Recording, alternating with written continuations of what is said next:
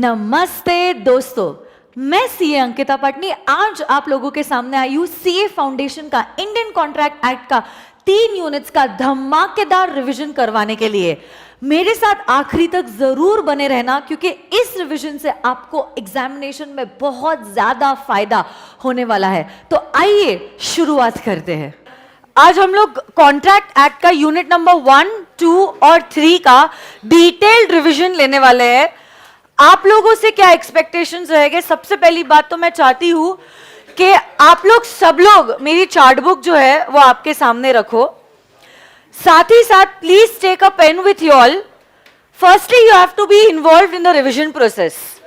हर कोई सवाल का जवाब आपको देना है, चाहे आप पूरा जवाब दे पा रहे हो या नहीं दे पा रहे हो, फर्क नहीं पड़ता है। जितना आपको देते आ रहा है उतना आपको जवाब देने की कोशिश करनी है। इनफैक्ट अगर आपका जवाब गलत भी हो जाएगा, it is okay, don't feel bad कि बाजू वाला क्या सोचेगा, हाँ या ना। You only have to think, अच्छा बाजू वाली क्या सोचेगी, okay. You only have to think about yourselves. आज रिवीजन में आपने गलत जवाब दिया, that you can afford as compare to गलत जवाब देना in those 3 hours of the examination.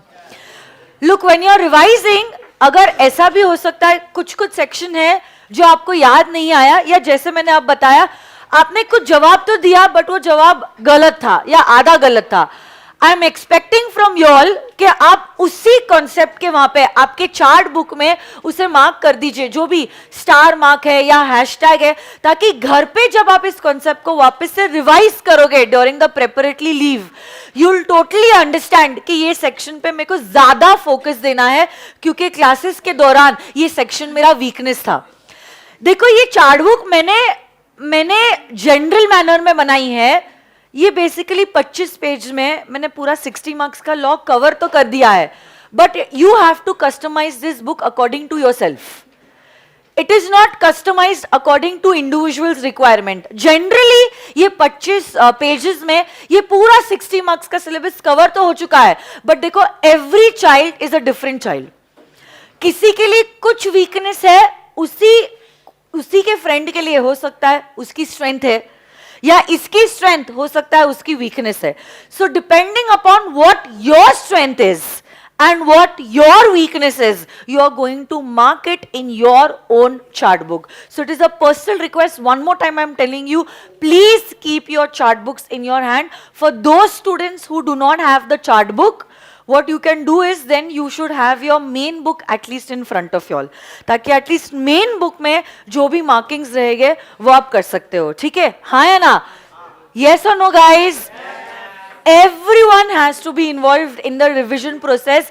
याद रखना, this revision is for you, not for me. So please answer each and every question. Come on.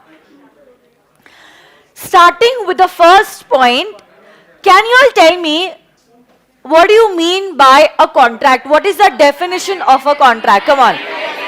An agreement enforceable by law. So contract is equal to dash plus dash. Come on. Agreement plus enforceability by law. हर कोई agreement क्या contract बनेगा ऐसा जरूरी है? नहीं. But क्या हर contract में agreement होता है? So मुझे बताओगे broader term कौन सा है? Agreement या contract? So can I say every contract has an agreement, but every agreement may not be a contract. It may or it may not be a contract. अच्छा, agreement is equal to dash plus dash. बोलो, offer plus acceptance. तो यही offer plus acceptance मिला है और enforceability भी आ जाती है। क्या हमारा बन जाएगा एक contract? हाँ या ना? नेक्स्ट पॉइंट आप लोग मुझे बताओगे, सेक्शन नंबर 10 जो है वो बताता है हमें कुछ एसेंशियल एलिमेंट्स के बारे में which are required to form a valid contract. सबसे पहली बात, क्या अग्रीमेंट का होना जरूरी है? अभी हमने देखा था डेफिनेशन ही कहती है कॉन्ट्रैक्ट की, एन अग्रीमेंट एनफोर्सेबल बाय। तो कोई भी कॉन्ट्रैक्ट बनने के लिए सबसे पहली requirement according to section 10 is that there should be an agreement. मुझे बताओ, क्या पार्टीज का कंसेंट फ्री होना जरूरी है? तो पहली बात तो आपका कंसेंट मतलब मंजूरी मिलना जरूरी है, plus this consent shall also be free. अब कंसेंट फ्री नहीं होता है इन 5 केसेस। क्या आप बता सकते हो विच 5 cases? Coercion, undue influence, fraud, misrepresentation and mistake. Very good. क्या party should have the capacity to enter into a contract? कब माना जाएगा that you have the capacity to enter into a contract? Section 10 ये नहीं बताता है, section 11 ये चीज बताता है। सेक्शन 11 में 3 पॉइंट्स बताए। when you are a major, sound mind, not disqualified by law. Very good. कोई भी कॉन्ट्रैक्ट वैलिड होने के लिए क्या कंसिडरेशन का होना जरूरी है? क्या आप मुझे बता सकते हो कंसिडरेशन का लैटिन वर्ड क्विड प्रो क्यो, जिसका क्या मीनिंग होता है? Something in return. कंसिडरेशन तो होना जरूरी है, प्लस क्या कंसिडरेशन लॉफुल होना जरूरी है? क्या आपका ऑब्जेक्टिव भी लॉफुल होना जरूरी है? और लास्ट पॉइंट, आपका यस अग्रीमेंट ऐसा होना चाहिए which is not expressly declared to be void. Next point, section 10 के अलावा भी there are certain general points which talk about the essential elements of a valid contract. कोई भी कॉन्ट्रैक्ट बनने के लिए कम से कम कितने पार्टीज लगते हैं? Can these 2 parties be natural people? Artificial persons? A combination of a natural and an artificial person.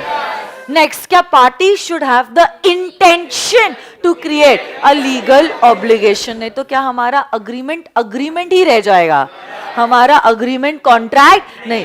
This happens usually in the case of social or domestic agreements, जहाँ पे ऑफर प्लस एक्सेप्टेंस मतलब agreement तो है plus intention नहीं है, जिसके वजह से वो कॉन्ट्रैक्ट नहीं बनता। देखो नेक्स्ट, कुछ कुछ फॉर्मेलिटीज को कंप्लाई करना जरूरी है इन सर्टेन केसेस, तभी आपका कॉन्ट्रैक्ट वैलिड होता है। जैसे कि से फॉर एग्जांपल इंश्योरेंस का कॉन्ट्रैक्ट राइटिंग और साइंड होना जरूरी है। सेल और purchase of immovable property, it should be in writing, it shall be signed, it shall be stamped and it shall also be registered. तो जब तक ये टेक्निकल रिक्वायरमेंट्स पूरी नहीं होती है तब तक आपका कॉन्ट्रैक्ट भी वैलिड नहीं होता। But this is not in every case. अगर आपका वो स्पेशल टाइप का कॉन्ट्रैक्ट है जिसमें ये फॉर्मेलिटीज का होना जरूरी है, तब तक जब तक ये फॉर्मेलिटीज कंप्लाई नहीं होती है तब तक आपका कॉन्ट्रैक्ट वैलिड नहीं होता है, एनफोर्सेबल नहीं होता है। Should there be a certainty of meaning? So terms and conditions shall not be vague, it shall be certain. तो जैसे कि give me 1 liter of oil. Which oil are you asking? Is it cooking oil, hair oil, motor oil? My terms are not clear. It is vague. तो आपका contract भी valid नहीं हो सकता। And last point, कोई भी contract valid होने के लिए should there be a possibility of performance? Find treasure by magic. I will give you 1 lakh rupees. Make this Mr. X dead person alive. I will give you 5 lakh rupees. Is it possible of being performed? तो क्या ये contract कभी बन सकते हैं? ये contract कभी बन ही नहीं सकते। They are lacking an essential element of a valid contract. Next come to chart number 2। ये बात करता है टाइप्स ऑफ कॉन्ट्रैक्ट। सबसे पहली बात, on the basis of enforceability contracts are divided into 5 types. कौन से 5 types? Come on. Valid, void, voidable, illegal, unenforceable. वापस से बोलो तो, वैलिड, वॉइड, वॉइडेबल, इलीगल, हर वो कोई एसेंशियल जो प्रेजेंट होना चाहिए वो कॉन्ट्रैक्ट में प्रेजेंट है, तो आपका कॉन्ट्रैक्ट कैसा होता है? Valid contract. अच्छा, कॉन्ट्रैक्ट इनिशियली तो वैलिड था बट बाद में ऐसा कुछ हादसा हुआ कि अब कॉन्ट्रैक्ट को परफॉर्म करना पॉसिबल नहीं है, तब हम कहेंगे void contract. Next point number 3, void able contract. नाम में लिखा है void able to be void. Basically यहाँ पे one of the parties का consent free। अच्छा, क्या आप लोग मुझे बता सकते हो पार्टीज का कंसेंट कब कब फ्री नहीं होता है? वो 5 cases, coercion, undue influence, fraud, misrepresentation, mistake। वापस से बता सकते हो? coercion, very good. Next point. अच्छा, वर्ड एबल अग्रीव पार्टी जो है, only this party has the action to make the contract as void. अगर एक्शन नहीं लिया, क्या कॉन्ट्रैक्ट वैलिड रहेगा? हाँ या ना? यस. इलीगल कॉन्ट्रैक्ट मतलब ऐसा कॉन्ट्रैक्ट होता है जिसमें आपका ऑब्जेक्टिव अनलॉफुल होता है. क्या ये कॉन्ट्रैक्ट्स वॉइड ab initio होते हैं? स्टार्टिंग से ही वॉइड. और लास्ट है अनएनफोर्सेबल कॉन्ट्रैक्ट. आपके कॉन्ट्रैक्ट में कुछ टेक्निकल डिफेक्ट है, बट जैसे ही आप वो टेक्निकल डिफेक्ट को करेक्ट कर लेते हो, क्या आपका कॉन्ट्रैक्ट एनफोर्सेबल हो जाता है? Very good. Next point. On the basis of formation, contracts are divided into 5 types. Can you tell me the 5 types? Bolo. Express contract, implied contract, tacit contract, quasi contract. वापस से ये पांचों types बोलो तो. Express contract, tacit contract, quasi contract. मैंने कुछ तो कहा है या लिखा है? Express contract. In fact implied nature के 3 टाइप्स हैं. Implied contract, tacit contract, quasi contract. अच्छा, इंप्लाइड और टैसिट में कहां पे terms and conditions are known? Tacit. Very good. Not known? Implied. कहां पर आप लोग मुझे बताओगे? Are created by operation of law. Quasi contract. और लास्ट है ऐसा कोई भी contract which has been formed using the electronic mode is known as a e-contract. Yes or no, guys? Yes. On the basis of formation, contracts are divided into 2 types. Executed, executory. वापस से बोलो तो. Executed. जिसको जो करना चाहिए था उसने वो परफॉर्मेंस कर दिया है, ऐसे कॉन्ट्रैक्ट को कहते हैं एग्जीक्यूटेड कॉन्ट्रैक्ट. बट अब मुझे आप लोग बताओगे, अगर एक पार्टी का परफॉर्मेंस पेंडिंग है या तो दोनों पार्टीज का परफॉर्मेंस पेंडिंग है, तब उसको कहेंगे एग्जीक्यूटरी कॉन्ट्रैक्ट. यही executory contract is further divided into 2 more types. Unilateral and bilateral. एक ही पार्टी का काम बचा है. यूनिलैटरल, दोनों पार्टीज का काम बचा हुआ है. Very good. Bilateral contract. Yes और no guys? Yes. Next, come down to chart number 3 जो बात करता है ऑफर के बारे में. ओके, ऑफर की अगर मैं बात करती हूं, देयर आर 2 पार्टीज, ऑफर और ऑफरी. जैसे ही ऑफरी ऑफर को एक्सेप्ट कर लेता है, he will be known as the acceptor. Next, आप लोग मुझे बताओगे offer can be divided into 5 types. Can you tell me the 5 types? General offer, special offer, cross offer, counter offer and standing offer. Agar offer is open to the public at large, it is known as a general offer. General offer के case में हमने एक case law किया था, Carlill versus carbolic smoke ball company limited case. Yes और no guys? उसमें क्या हुआ था, कंपनी ने एक एडवर्टीजमेंट करी थी न्यूज़पेपर में कि कोई भी हमारे स्मोक बॉल्स अगर परचेज करेगा, इन्फ्लुएंजा उसको नहीं होगा if he is following the printed instructions. Carlyle, a lady, she purchased the smoke balls. She used it, but in spite of that, she contacted influenza, so she claimed the reward. Company ने उसको reward देने से मना कर दिया, कहते हुए कि हे मिसेस कार्लेल, हमने कभी आपको ऑफर दिया ही नहीं था. अगर हमने कभी आपको ऑफर दिया ही नहीं है, एक्सेप्टेंस का क्वेश्चन ही अराइज नहीं होता. और अगर ऑफर को एक्सेप्टेंस नहीं मिला है तो हमारे बीच में कॉन्ट्रैक्ट नहीं हुआ है. So we are not liable to give you the reward. But फिर finally it was proved, newspaper में एडवर्टीजमेंट देना कहते हुए यस कि अगर आप हमारे प्रिंटेड इंस्ट्रक्शन यूज करते हो तो ऐसे केस में it is known as an offer. Purchasing the product and following the instructions is an acceptance. तो offer को acceptance है. Agreement enforceable by law is a contract. She was eligible, yes, to the reward. Specific offer.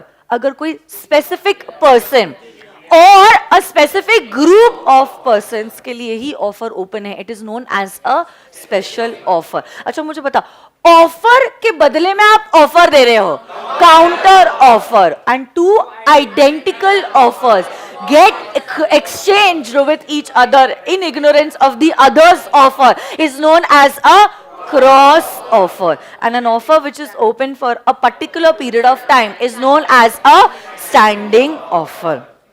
आप लोग मुझे बताओगे essentials of a valid offer. जब कभी भी आप ऑफर देते हो क्या आपका इंटेंशन होना चाहिए to create a legal obligation? Yes और नो गाइज? यस. क्या offer shall be definite and it shall not be vague. Next, offer must be communicated to the offeree. याद कीजिए, very good. Lalman Shukla versus Gauri Dutt का case, वहां पे अगर offer ही communicate नहीं हुआ है, अगर ऑफर ही कम्युनिकेट नहीं होता है, we can not regard as acceptance anything as acceptance. तो ऑफर के बाद ही एक्सेप्टेंस मिल सकता है. ऑफर ही कम्युनिकेट नहीं हुआ है, आपके एक्ट को हम एक्सेप्टेंस नहीं कह सकते. Offer shall be made with a view of obtaining the consent, the assent of the other. क्या offer conditional हो सकता है? But acceptance conditional. So मैं ऐसा ऑफर दे सकती हूँ, I am going to give my house on rent only to a vegetarian family. क्या मेरा ऑफर कंडीशनल है? बट क्या ये अलाउड है? Next, offer shall not contain any term, the non-compliance of which will amount to an acceptance. अगर आपने हाँ नहीं बोला एक हफ्ते के अंदर, हम मान ले गए कि आपने एक्सेप्टेंस दे दिया है, ऐसा टर्म आप डाल नहीं सकते. क्या ऑफर जनरल हो सकता है? क्या स्पेसिफिक हो सकता है? बट मुझे बताओ, ऑफर और इन्विटेशन टू ऑफर सेम या अलग अलग? सबसे पहले क्या होता है, उसके बदले में क्या मिलता है, और फिर क्या होता है, और एक्सेप्टेंस के बाद बनता है एक कॉन्ट्रैक्ट अगर there is a legal intention. हाँ या ना? So invitation to offer is just a negotiation, so you are giving facts to negotiate so that you get offers. Offers के बदले में एक्सेप्टेंस, और ऑफर को एक बार एक्सेप्टेंस मिल जाता है तो वो बन जाता है contract if there is an intention to create a legal obligation. Offer can be express और it can also be implied in nature. मैं चाहती हूँ आपकी जो पेन है ना, वो दोनों केस लॉस के नाम आप वहीं पे लिख दो इन द चार्ट बुक. तो पहली बात तो जनरल ऑफर के वहां पे आप कौन से केस लॉ का नाम लिखोगे? Carlill versus carbolic smoke ball company case. Carlill versus carbolic smoke ball company case. Carlill CARLILL versus, लिखा आपने, carbolic smoke ball company case. और वहां पे मतलब कहां पे?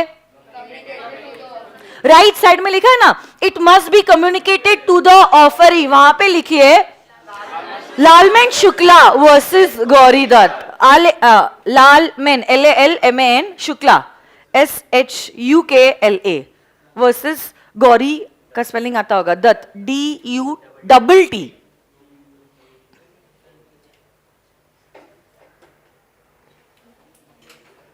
ये दोनों भी केस लॉस के नाम आपको याद करने होंगे from the examination point of view, and that is why I have made it right in the chart book. Next chart number 1.4, acceptance. मुझे बताओ, एक बार ऑफर को एक्सेप्टेंस मिल गया, क्या कॉन्ट्रैक्ट हो जाता है? अब आप ऑफर को रिवोक नहीं कर सकते. ऑफर जो है, ऑफर जिस पर्सन को आपने दिया है, क्या वही पर्सन एक्सेप्टेंस दे सकता है? जिस बंदे को आपने ऑफर दिया है, only that person has the right to give an acceptance. No other person apart from that person can make an acceptance. क्या एक्सेप्टेंस एब्सोल्यूट एंड अनकंडीशनल होना जरूरी है? तो देखो, ऑफर और एक्सेप्टेंस याद कीजिए, क्या ऑफर कंडीशनल हो सकता है बट एक्सेप्टेंस कंडीशनल नहीं. In fact acceptance has to be qualified and unconditional in nature. जैसा ऑफर है वैसा का वैसा ही आपको एक्सेप्टेंस देना नेसेसरी है. नेक्स्ट, क्या एक्सेप्टेंस मस्ट बी कम्युनिकेटेड? याद कीजिए, वो हमने रेलवे ऑफिसर ने लेटर में एक्सेप्टेड वर्ड लिख दिया और अपने ड्रॉअर में ही लेटर छोड़ दिया. जब तक कम्युनिकेट नहीं होता है आपका एक्सेप्टेंस वैलिड नहीं माना जा सकता है. Acceptance shall be in that mode only which was prescribed. It should be with in a reasonable period of time. mere silence is no acceptance. So पहली बात तो एक्सेप्टेंस को कम्युनिकेट करना जरूरी है, और प्लस एक्सेप्टेंस जो है it shall also be communicated. आप चुप हो, आपकी चुप्पी को एक्सेप्टेंस हम नहीं मान सकते. याद कीजिए वो आलिया वाला example. And plus acceptance has to be done to that person who has given the offer. अगर थर्ड पार्टी को आप एक्सेप्टेंस दे रहे हो, ऑफर किसी और का है, आपका एक्सेप्टेंस वैलिड नहीं होगा. And acceptance can also be implied और it can be express also. Yes और no guys? Yes. Communication of offer and communication of acceptance. और उसी के बाद हम लोग देखेंगे revocation of offer and revocation of acceptance. सबसे पहला पॉइंट जो है that is communication of offer. देखो, कब कम्युनिकेशन ऑफ ऑफर कंप्लीट होता है? जब ऑफरी को ऑफर के बारे में पता चलता है, तब माना जाता है कि कम्युनिकेशन ऑफ ऑफर हुआ है, कंप्लीट हुआ है. क्या बोल रही हूं मैं? सुनो मेरी बात वापस से. ऑफर और ऑफरिंग, जिस दिन ऑफरी को ऑफर के बारे में पता चलता है, उसी दिन माना जाएगा कि हमारा कम्युनिकेशन ऑफ ऑफर कंप्लीट हुआ है. जहां तक कम्युनिकेशन ऑफ एक्सेप्टेंस की बात है, इसको हमने दो हिस्सों में डिवाइड किया है. As far as the offerer is concern and as far as the offeree is concern. तो जब कभी भी ऑफरी लेटर ऑफ एक्सेप्टेंस को पोस्ट कर देता है so that it is out of the control of the offeree, माना जाएगा communication of acceptance is complete as regard the offeror. But जिस दिन ऑफरर को वो लेटर मिलता है एक्सेप्टेंस का, माना जाएगा आज communication of acceptance is complete as regard the offeree is concerned. Very good. Next, revocation of offer and revocation of acceptance.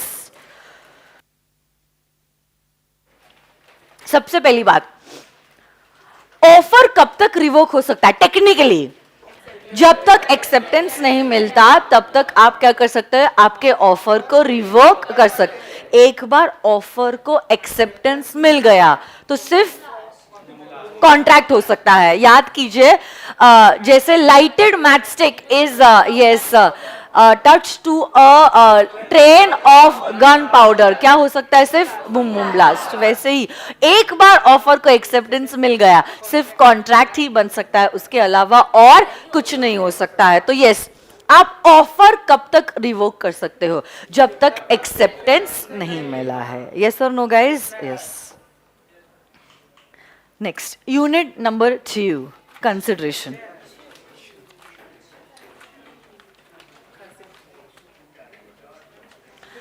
क्या आप लोग मुझे बता सकते हो कंसिडरेशन का लैटिन वर्ड? क्विड प्रो क्यो, जिसका क्या मतलब होता है? Something in return. कंसिडरेशन जो है, tell me, shall it move at the desire of the promisor? हाँ है ना? But it may move at the desire of the promisee or any other. इसके लिए हमने एक बहुत फेमस केस लॉ भी पढ़ा था.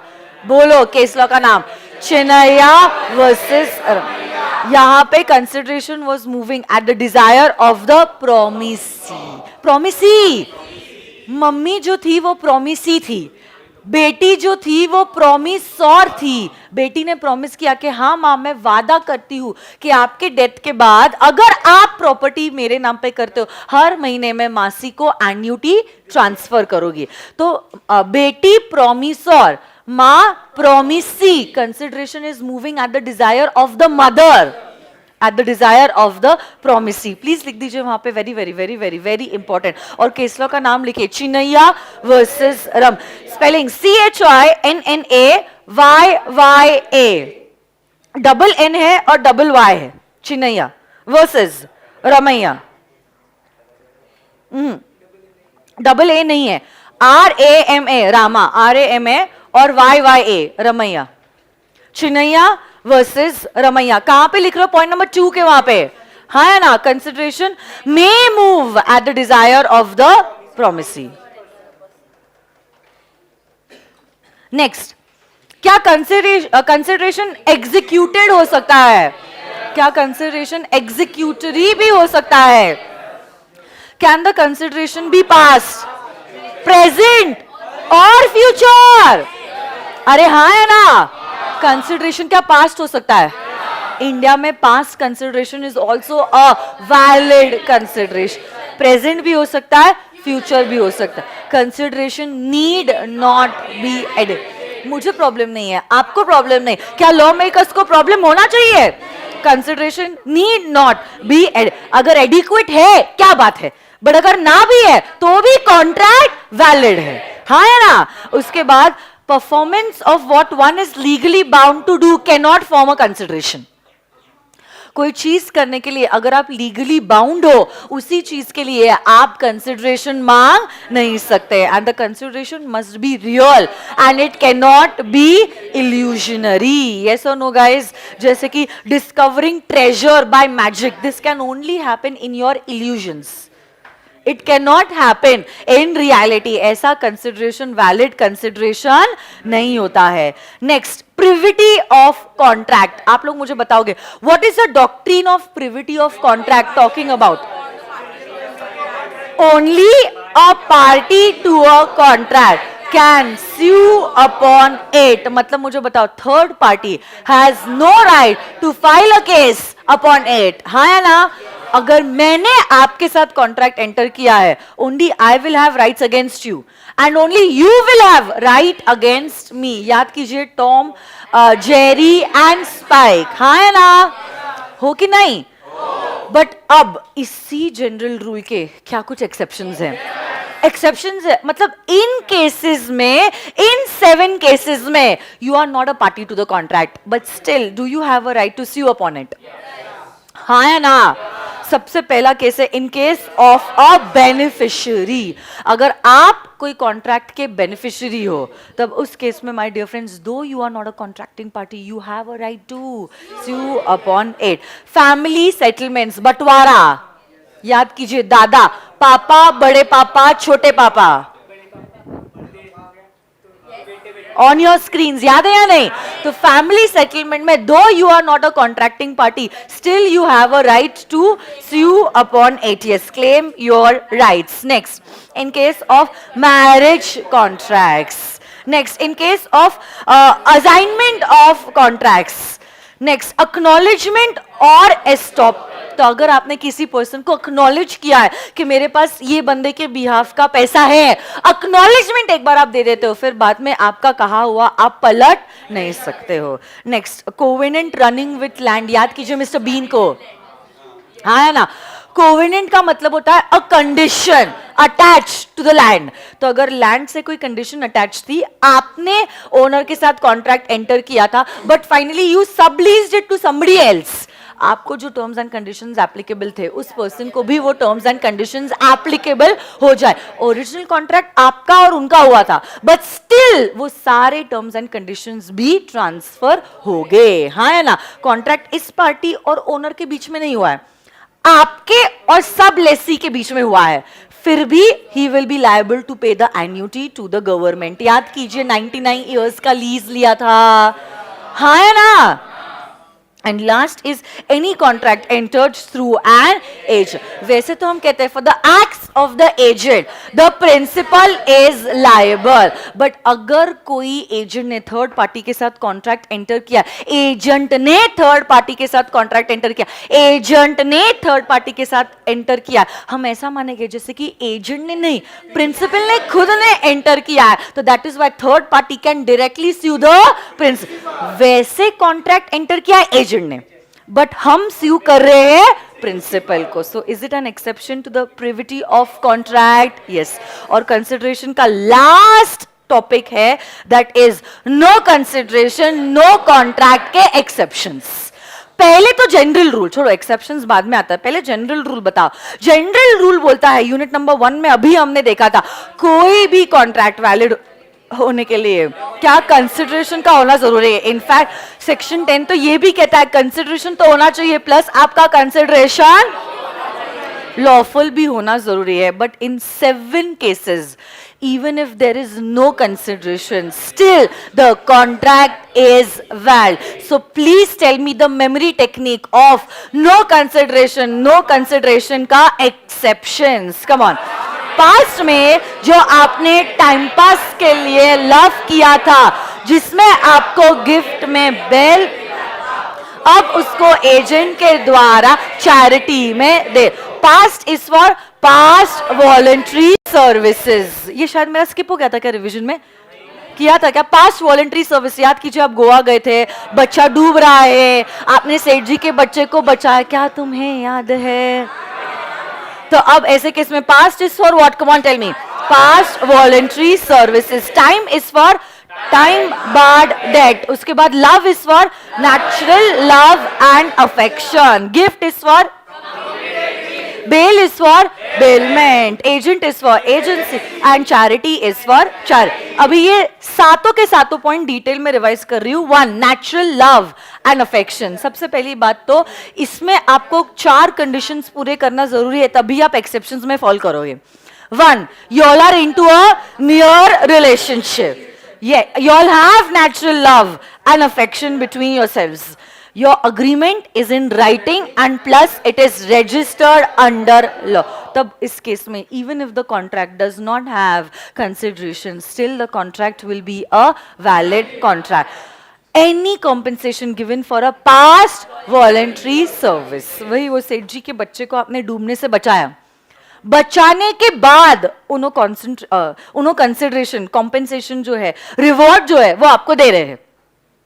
वापस रिवॉर्ड के बदले में आपको और कुछ देने की जरूरत नहीं है. ये रिवॉर्ड दिया ही जा रहा है for a past voluntary service. Next, any promise to pay a time barred debt. मुझे बताओ, a debt will become time barred after a expiry of 3 years, which is given in which act? The limitation act. 3 सालों के बाद आप चाहकर भी इस date को रिकवर नहीं. बट अगर कोई टाइम बाद डेट को रीपे करने का प्रॉमिस कर रहा है debtor, that too in writing, तो and signed, obviously writing and signed, तब उस केस में वापस से कंसिडरेशन की जरूरत नहीं है. Agency, there is no consideration necessary to create an agency. I told you all, however, later on consideration flows from principal to agent in the form of commission and from agent to principal in the form of services. But पते की बात ये है, there is no consideration required to create an agency. Next, a gift given, a completed gift requires no consideration. A charity given requires no consideration. But charity के case में याद कीजिए, एक केस मैंने आपको बताया था, अगर आपने कोई प्रॉमिस किया है चैरिटी का देने का और उस बेसिस पे हमने कुछ खर्चा किया है, तो जितना खर्चा किया उतना पैसा आप रिकवर कर सकते हो. बेलमेंट, बेलर, बेली. बेलमेंट जो है, it can also be free of cost without any consideration and still is a valid contract. Yes और no guys? Yes. Very good. So this was all about unit number 2. आ जाइए to the third unit of the Indian Contract Act. Basically unit 1, 2, 3 make it half of the Indian Contract Act. आपका आधा Indian Contract Act तो आज के session में ही cover हो जा रहा है. Other essentials of a valid contract. Unit 3 is nothing but it is an extension of unit number 1 का section number 10. हाँ या ना, उसी का वो एक्सटेंशन है और कुछ भी नहीं है. सबसे पहली बात तो ये यूनिट शुरू होता है विद सेक्शन नंबर 11. मुझे बताओ, कोई भी कॉन्ट्रैक्ट वैलिड होने के लिए should there be a capacity to enter into a contract. तो कब माना जाएगा कि आपके पास कैपेसिटी है to enter into a contract? When you are a major, sound mind. तो अब तीनों को एक एक करके हम लोग देखने वाले हैं. सबसे पहली बात अबाउट अ मेजर. मुझे बता, कोई भी कॉन्ट्रैक्ट अगर आप माइनर के साथ एंटर करते हो, it is void ab initio, क्योंकि एक्ट कहती है कॉन्ट्रैक्ट वैलिड होने के लिए you should be a major. मतलब अगर आप मेजर नहीं हो, आप कौन हो? माइनर. मतलब contract entered with a minor is void ab initio. अच्छा, कब माना जाएगा that you are a major? When you have completed 18 years of age, but in certain specific cases you have completed 21 years of age. देखो, ऐसे तो act कहती है कि माइनर के साथ एंटर किया गया contract void ab initio, but अगर कॉन्ट्रैक्ट के द्वारा माइनर को बेनिफिट्स मिल रहा है, ही इज अ बेनिफिशियरी, तब क्या वो कॉन्ट्रैक्ट वैलिड रहेगा? मुझे बताओ, कॉन्ट्रैक्ट जब एंटर किया था वो बालक था, माइनर था, आज वो मेजर हो गया है, मेजर होने के बाद can he ratify the contract enter during minority? No. So no ratification is possible after attaining majority. Can a minor always plead his minority? Even if fraudulently he represented himself as a major, still he has the right to plead his minority. Acha, you can claim the amount of necessaries supplied to a minor. Necessaries में क्या क्या आता है बता दो? Food, shelter, clothing, education, funeral expenses. Yes or no, guys? But a minor will not be personally liable. You can claim the amount from his estate of the minor. अच्छा देखो, next, a contract by a guardian. अगर किसी guardian ने minor के behalf पे contract enter किया है for the benefit of the minor, then such a contract will be considered as a valid contract. Can a minor be declared as an insolvent person? जिस बंदे की कोई liabilities ही नहीं है, क्या वो बंदा कभी इंसॉल्वेंट हो सकता है? You can not create a partnership with a minor, but a minor can be admitted to an existing partnership firm only for the profits. Benefits matlab only for the profits. Can a minor be an agent? Yes. But a minor cannot be the principal, and for the acts of the minor the principal will be liable. In fact, even if the minor exceeds his authority, still he is not going to be liable. याद कीजिए, मैंने वो घड़ी का example दिया था. मैं कोई माइनर को बोलती हूँ ये घड़ी 500 से नीचे में मत बेचना, वो 300 में बेच के आ गया, I can not do anything against him. वो सेल हो गया, अब खत्म हो गई कहानी. हाँ या ना? हाँ, अगर मेजर होता तो मैं 200 रुपए रिकवर कर सकती थी, बट माइनर के केस में risk is all mine. Who am I? Principal. हाँ या ना? बट पते की बात ये है, माइनर क्या एजेंट हो सकता है? A minor can be an agent. A minor cannot bind his parent or the guardian. ये lawful बात है, मैंने आपको बोला था morally कुछ भी हो सकता है. हाँ या ना? Next, you can enter into a joint contract with a minor, but हाँ मतलब joint, you are a major and you can enter into a joint contract with a minor, but इस केस में भी minor liable नहीं होगा, पूरी जिम्मेदारी major की ही होगी. A guarantor, a surety can never be a minor. Okay. A minor cannot be a shareholder. But इसके बारे में हम लोग डिटेल में कंपनीज एक्ट में पढ़ने वाले हैं. And last is liability for a tort.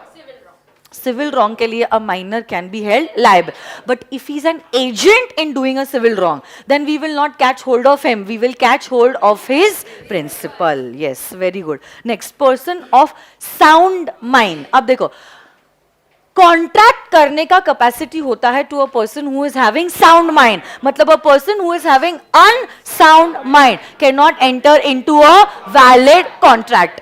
Unsound mind, permanently unsound, temporarily unsound. If a person is permanently unsound, he can never enter into a valid contract. But if a person is temporarily unsound, मतलब sometimes sound, sometimes unsound, वो period जब वो sound है तब वो contract enter कर सकता है, बट वो पीरियड जहां पे उसका माइंड अनसाउंड है, contract is void ab initio. Yes or no, guys? Yes. And there are certain people who are disqualified by law to enter into a contract, जैसे कि a foreign souvenir, an ambassador, a convict मुजरिम जो है, a lion enemy, an insolvent person cannot enter into a valid contract. Yes or no, guys? Yes. Next, कोई भी contract valid होने के लिए क्या फ्री कंसेंट होना जरूरी है? पहले तो कंसेंट मतलब consensus ad idem. Consensus ad idem का क्या मतलब होता है? मीटिंग ऑफ माइंड्स, मतलब thinking about the same thing in the same sense at the same time. Consent होना तो जरूरी है, प्लस आपका कंसेंट फ्री होना भी जरूरी है. कंसेंट फ्री नहीं होता. इन 5 केसेस, क्या आप बता सकते हो 5 केसेस? कोर्शन, फ्रॉड, मिसरिप्रेजेंटेशन, सबसे पहली बात कोर्शन. आप बताओ फिजिकल प्रेशर है या मेंटल प्रेशर है? अच्छा फिजिकल प्रेशर है, बट फिर भी क्या कॉन्ट्रैक्ट वॉइड एबल रहेगा at the option of the aggrieved party. यहां पे ईदर यू आर थ्रेटनिंग और applying to threaten, okay, to destroy the property or causing harm to a particular person. Any act which is also an offense under the IPC will come under coercion. जैसे कि a threat to commit suicide will also come under coercion. Coercion can either be exercised directly or indirectly. Coercion अगर आप किसी के against exercise कर रहे हो, it is not necessary that you all are having a relationship. Can also be between people who have no sort of relationship with each other. Yes or no guys? अरे बोलो ना. Coercion के case में contract कैसा होता है? Voidable at the option of the aggrieved party. Undue influence में pressure बताओ फिजिकल है या मेंटल है? क्या पार्टीज के बीच में some sort of relationship है? Does it exist? अरे बोलो ना. Undue influence में भी contract is voidable at the option of the aggrieved party. ये जो relationship है, it should be such that one party is in a position to dominate the will of the other, and this relationship can be either real and apparent. Real and apparent जैसे कि master and servant, मतलब मालकिन और उसका नौकर. Real and apparent है. We can understand on the face that Malkin is in a position to dominate the will of the servant, or it could be a fiduciary relationship, जैसे कि a lawyer and his client. Fiduciary मतलब a relationship of trust and confidence. There could be a mental distress. याद कीजिए बूढ़े पिताजी और youngest son को, इनकी कमजोरी का फायदा हमने उठाया है प्रॉपर्टी अपने नाम पे करने के लिए. And the last is unconscionable bargains.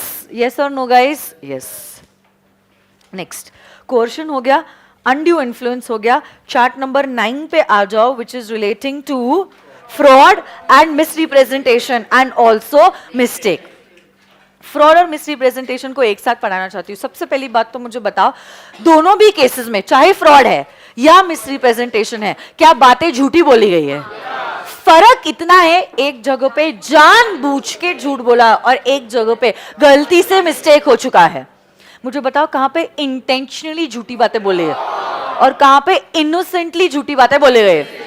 But चाहे इनोसेंटली है या चाहे वो इंटेंशनल है, क्या आपके साथ धोखा हुआ है? तो ऐसे केस में contract is voidable at the option of the aggrieved party. Yes or no guys? Yes. Mere silence does not amount to fraud. Only when it is your duty to speak and you remain silent, then your silence will amount to fraud. In 5 cases, it is your duty to speak. और इन 5 cases में अगर आप चुप रहते हो, your silence is going to amount to fraud. Can you tell me the memory technique? Come on. Relationship share करने से marriage होती है और फिर फैमिली बन जाती है और फिर फैमिली का इंश्योरेंस हम लेते हैं. तो सबसे पहली बात, relationship is for fiduciary relationship. Marriage is for contract of marriage. Family is for family settlement. Insurance is for,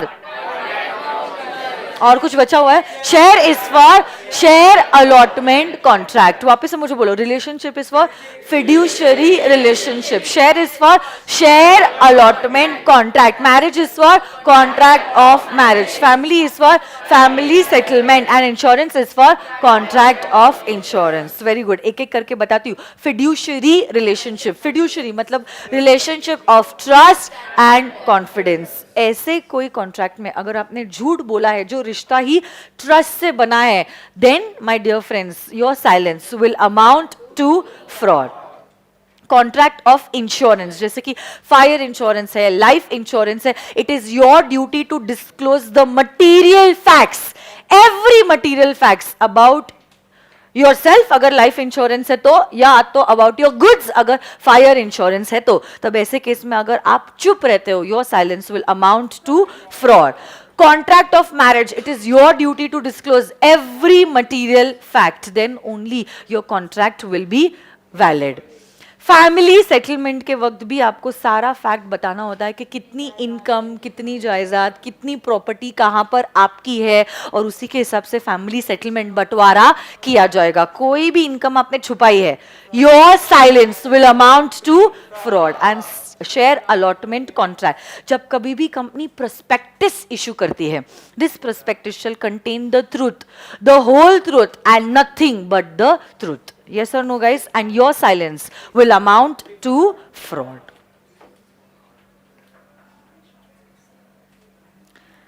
mistake के लिए एक बड़ा सा चार्ट मैंने आपको दिया था, याद कीजिए. मिस्टेक दो तरीके की हो सकती है, mistake of law, mistake of fact. Mistake of law can be Indian law or foreign law. If it is a mistake of Indian law, it is no excuse at. हाँ है ना? It is no excuse at. मतलब contract will be a valid contract. But if it is a mistake of a foreign law, it will be treated as a mistake of fact, and the contract is going to be void ab initio. ये mistake of fact भी ना, इसको हम दो हिस्सों में divide कर सकते हैं, unilateral and bilateral.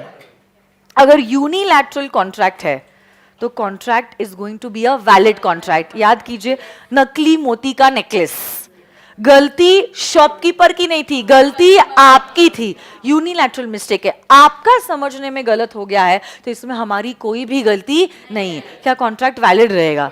बट जहां तक बायलैटरल मिस्टेक की बात है, क्या contract will be remain, contract will B void ab initio. Contract will B void ab initio. यही bilateral mistake can be mistake relating to quality, quantity, existence, identity, title और price. इसमें से कोई भी bilateral mistake fact का अगर हुआ है तो contract is void ab initio. Yes or no guys? Yes. Next, the 10th chart. Legality of object and consideration. कोई भी कॉन्ट्रैक्ट वैलिड होने के लिए क्या आपका objective as well as consideration lawful होना जरूरी है, हाँ या ना? 6 केसेस में देखो, 6 केसेस में आपका ऑब्जेक्टिव लॉफुल नहीं होता है, मतलब कॉन्ट्रैक्ट वॉइड एब इनिशियो. 1, अगर कोई contract is forbidden by law, कोई चीज लॉ ने फॉरबिडन की है, प्रोहिबिट की है, और वही चीज करने का अगर आप कॉन्ट्रैक्ट एंटर करते हो, क्या ऑब्जेक्टिव अनलॉफुल है? और कॉन्ट्रैक्ट कैसा है? Void ab initio. Next point number 2, आपने जो कॉन्ट्रैक्ट एंटर किया है वो करना तो अलाउड है, but it is defeating the provisions of some other law. Purchasing the AC without paying GST.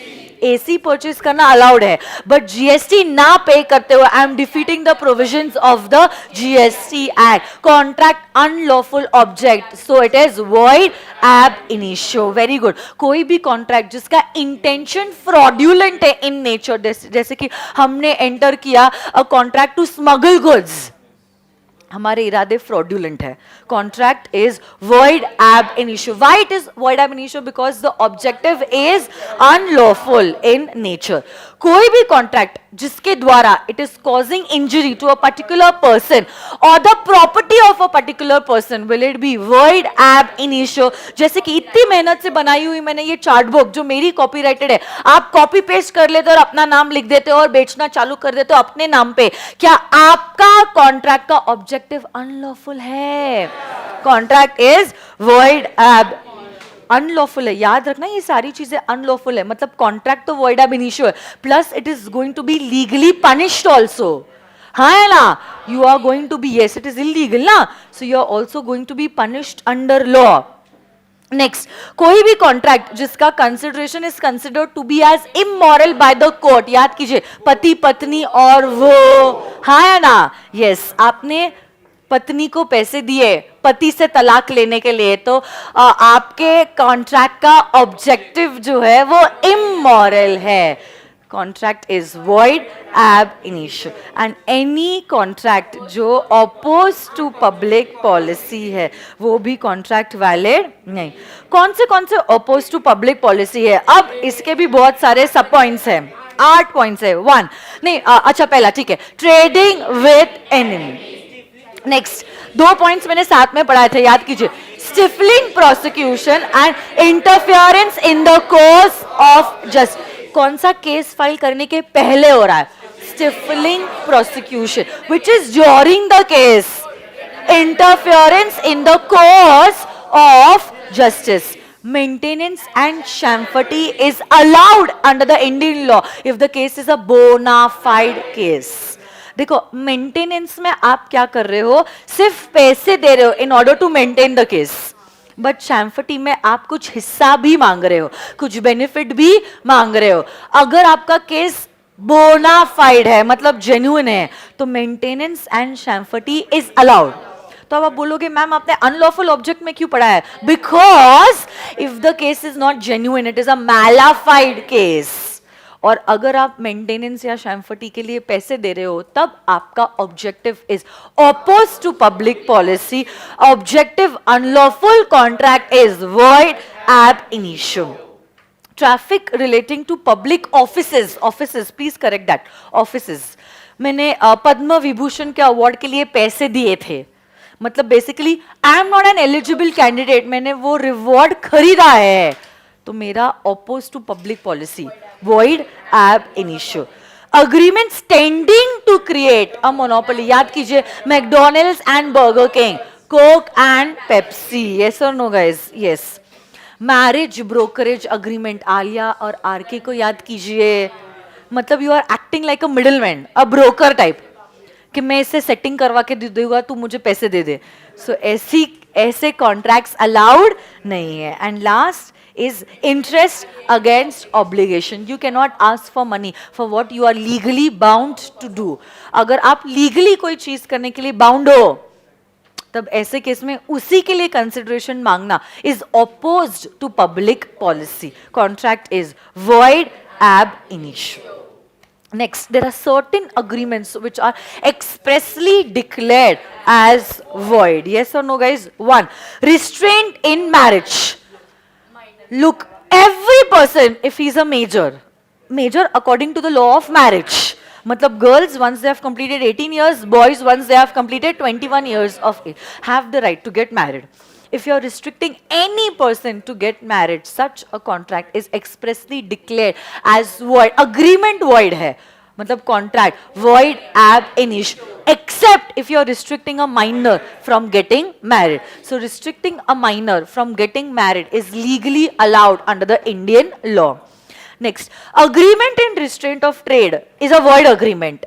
Every person has the right to choose his profession, trade or business, occupation matlab. You cannot force someone to do a particular business, trade or profession, or not do a particular business, trade or profession.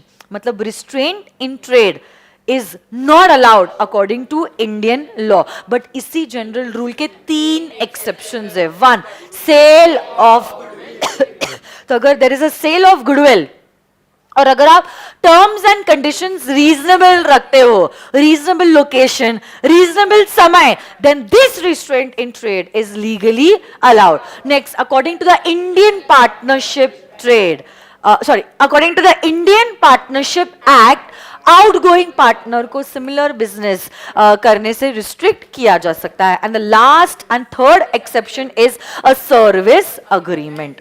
तो an employer can bind the employee by the terms of an agreement. Okay, yes, reasonable terms of the agreement to not do a similar business if he's leaving the job. Yes or no guys? Yes. Next, यहाँ पे तीसरा exception लिख दो ना, point number 3 लिखा है क्या वहां पे? सिर्फ 2 ही लिखे ना, तीसरा लिखो, an agreement of service. An agreement of service.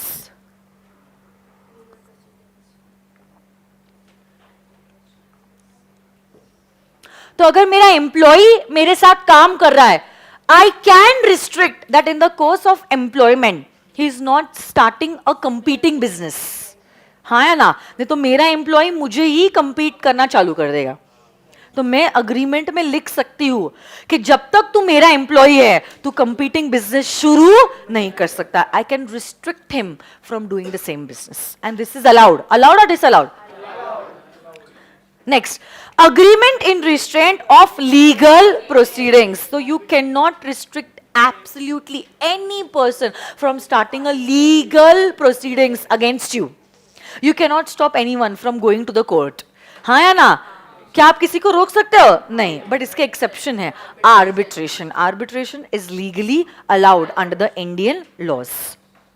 कोई भी अग्रीमेंट जिसका मीनिंग अनसर्टन है that is expressly declared to be void. और एक लास्ट पॉइंट है that is a wagering agreement.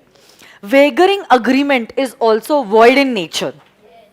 हाँ या ना? इनफैक्ट अगर आपका वेगर महाराष्ट्र या तो फिर गुजरात में है तो वो वॉइड के साथ साथ तो इलीगल भी है. मतलब you are going to be legally punished for that particular betting. हाँ या ना?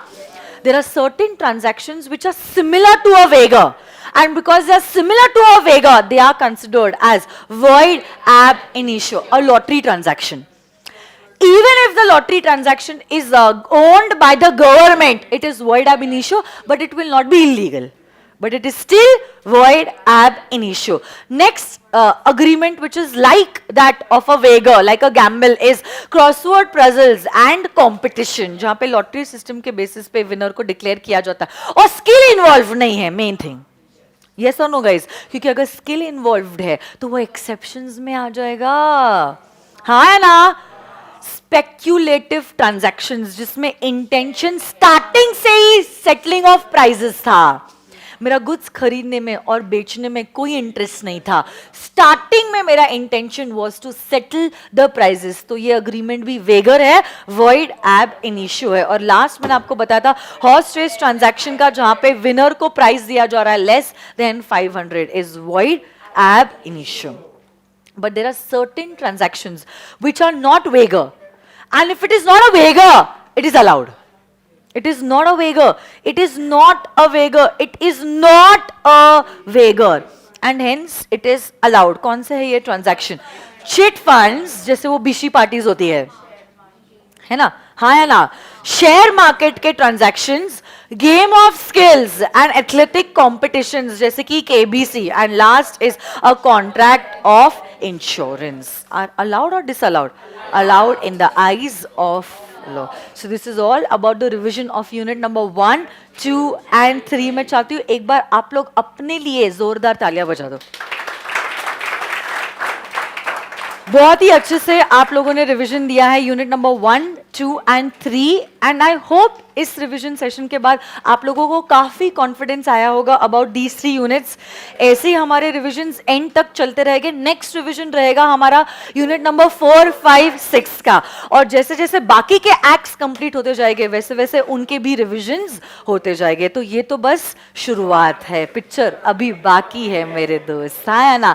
बस आज के लिए इतना ही. So this is all about the revision. I hope you like the revision. और अगर आपको ये रिवीजन अच्छा लगा है please do like and comment, क्योंकि आपके लाइक्स और कमेंट से मुझे मोटिवेशन मिलता है ऐसे और वीडियोस अपलोड करने के लिए.